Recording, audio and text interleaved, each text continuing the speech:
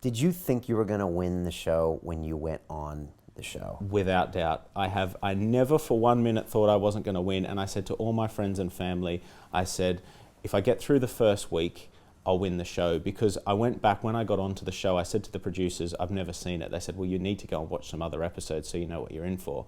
And I went in and watched some other series, and I realized that the first week of the show is really unpredictable. But every week after that, Lord Sugar gets to know you. You can build a rapport with him, a personal rapport, and then you can go a long way because he gets to pick up on your personality. But the first week is unpredictable. So I thought, if I can keep my head down in week one, and then I've never told anyone this, but I did something which I thought it made sense to me, because if I'm going to do something, I read the instructions and I follow the instructions, right? I went and watched all of the series before me, and I knew who won each series from Wikipedia, and I watched the winner all the way through. And I watched what they did, how they interacted in the boardroom, how they spoke with Lord Sugar, how they interacted with the other candidates. And I thought, well, 9 times before me, that's worked. And I picked up patterns in the winners, and that's what I did.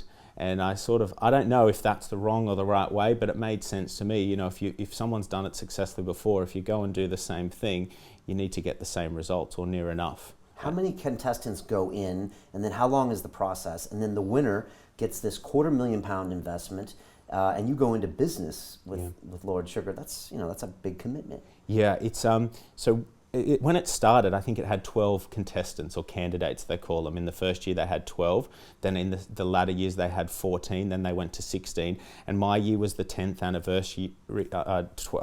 anniversary year. They had 20, and I remember sitting in there and they had the normal 16, and I was looking around and you're sizing everyone up, like to a level. I saw people behave how I've never seen humans behave.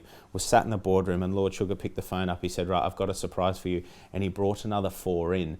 And mathematically, I'm thinking, shit, this isn't good. You know, like I thought 16 was enough. 20's another multiple now, so it's the most candidates they've ever had. That means less face time with him. You've got more obstacles to overcome, more personalities. And he's watching you when he does that in front of you to see how you react. Yeah. And then everyone else is watching you to see how you react. And anybody showing weakness is going to pay for it. It's a 14-week poker game. That's the best way I can describe it. And people say to me, oh, how did you win? You know, can you give any advice? I did most of my work when the cameras were off. I think that I never dropped the ball for a minute. I would never, when we're in the house and that we're resting in the evenings, I wasn't, relaxing, talking about my personal life, what I do on the weekends. I was on point the whole time. I was in the game the whole time, because essentially, like you said in your introduction, it's a game show. And when you forget that and you let down too much of your guard, because things were said in the house in the evenings, which were then used on camera in the boardroom against you in that day. So I used everything to my advantage. I really took it seriously because I really wanted the opportunity more than anyone. And I think that's where I won it, because at 8 o'clock or 8:30 at night, people would go and watch TV, or they'd have a glass of wine. I'd be in bed. And I sort of got a reputation in the house called Mr. Serious, because 8:30, 9 o'clock had come around, I'm in bed, I've had a shower, I'm relaxing. These other guys are up talking. They're talking about how successful they are in business, how much money they've made, all of these different things. And I really took it seriously, and I really wanted it more than anyone else. And even though I got a bit of a reputation in the house at the time, I think that reputation filtered back through to Lord Sugar, and you could see it in my face each day. What is he looking for on that show? Like, who is the contestant that he wants? Obviously, he's putting real money into it.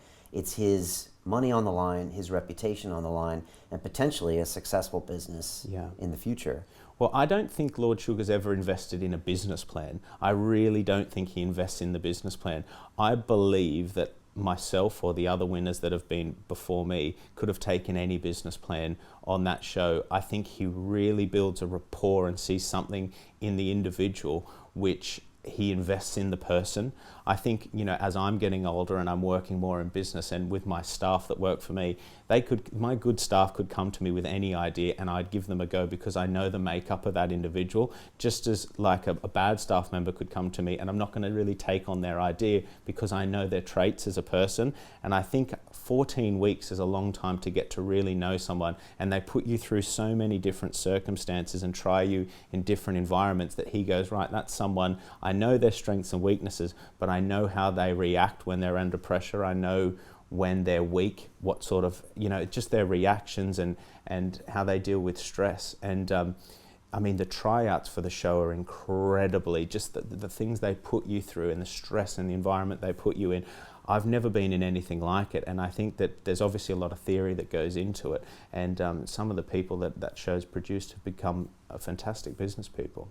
And it all came down to you and another woman, I think, at the end of the show. And I remember Lord Sugar said, she had a great product, and he said he's a product guy, but he went ahead and invested in you anyways. Is that, again, going back to investing in the person, or is it also because you were going to go on to digital marketing and maybe he hadn't invested in that before?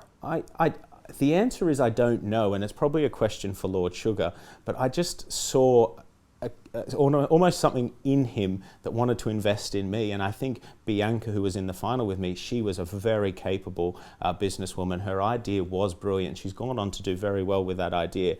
But I think there was something that I had with Lord Sugar that he saw in me and said, right, whatever this guy touches, even if it's not this idea, he's going to make something work, and I can probably work with him to make him what was something good into something great. And I do a lot of speaking and a lot of talks now, and I always say to people, I got £250,000 out of that show for my business, and at the time I thought that was a lot of money.